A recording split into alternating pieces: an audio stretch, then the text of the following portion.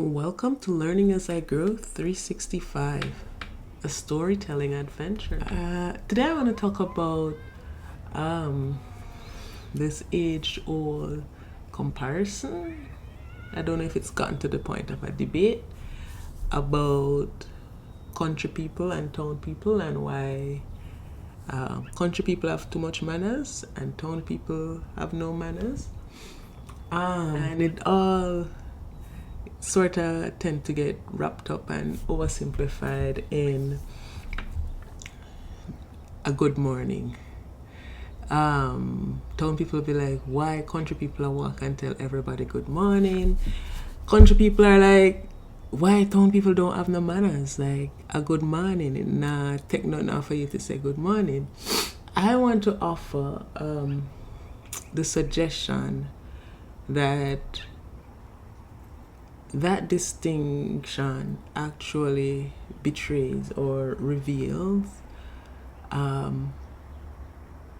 belongingness dynamics that happens between people in rural/country spaces versus more urban city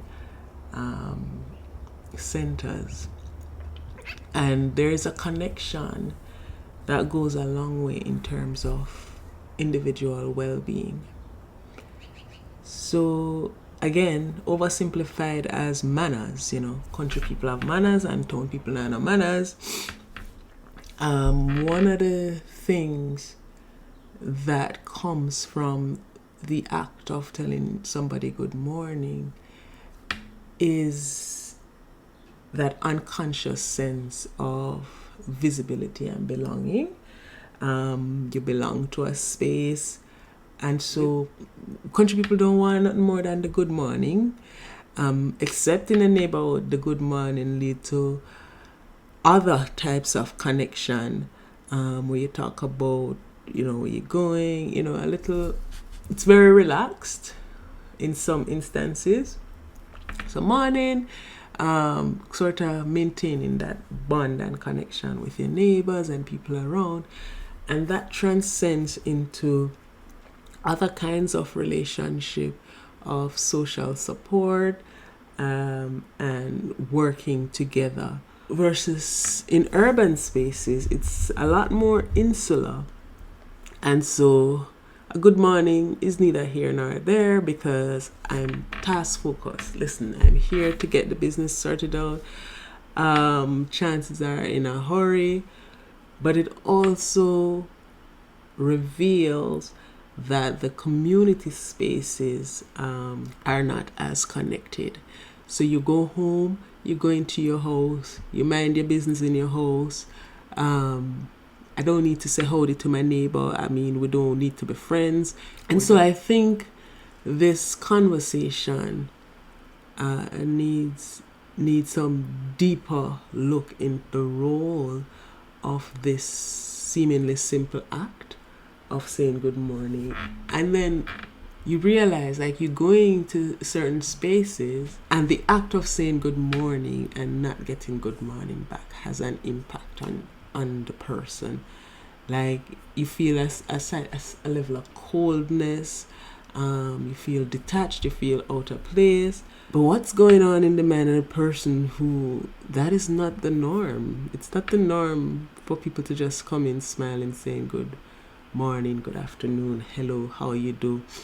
And some people get hung up on the fact that it's not a genuine how you do, because if you really tell them all your problems, nobody can help you. But I think there is that subconscious layer where it's almost a given, where if we can be cordial even when we want nothing from each other, then in a time of crisis or whatever, I feel more assured that I'm visible to the people around me, so they will display some humanity towards me. And it is not a conscious thing. It really is just one of those dimensions that is not paid attention to, of having those kinds of social interaction. And so in spaces where it's not the norm, you can observe that level of insularity, that disconnectedness, that detachment from each other in the space, which can produce a level of loneliness and discomfort that people who are used to being in that space are accustomed to. So that is the norm for them, so they don't see an issue with it.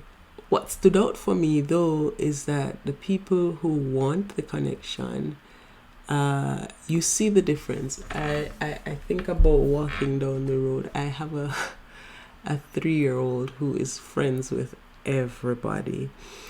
And I mean everybody. So by virtue of him being my appendage, by extension, I have to also be prepared to be very sociable whenever he's with me.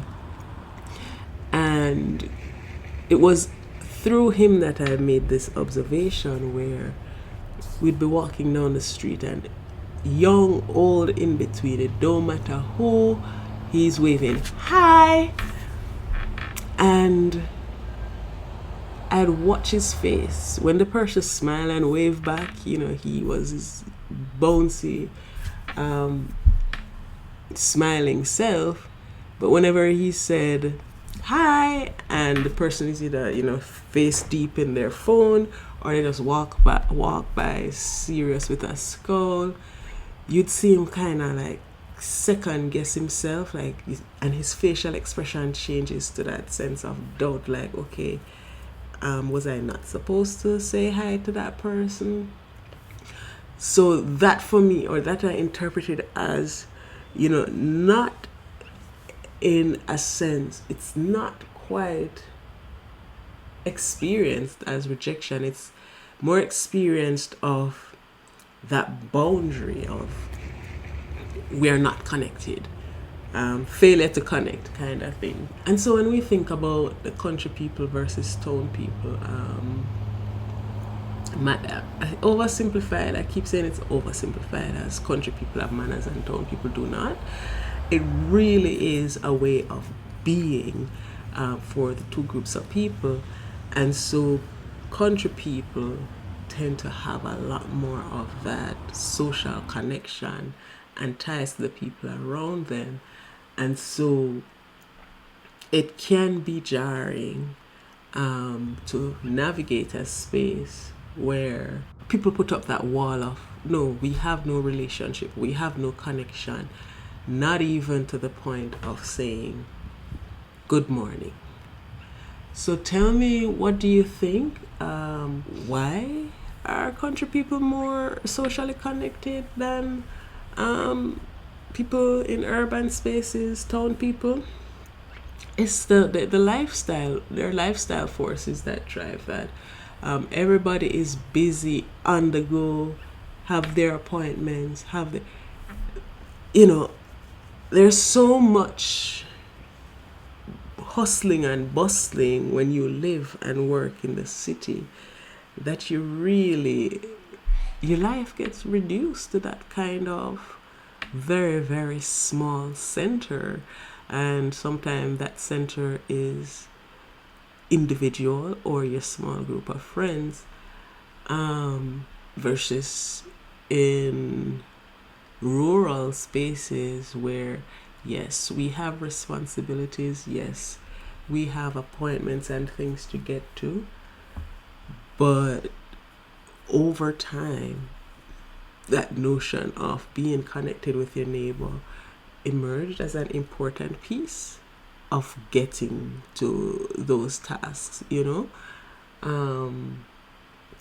so those social relationships became very important in that setting versus the other setting where it's a go, I don't have time for anything or anyone that's not really contributing to checking things off my list. Tell me what you think.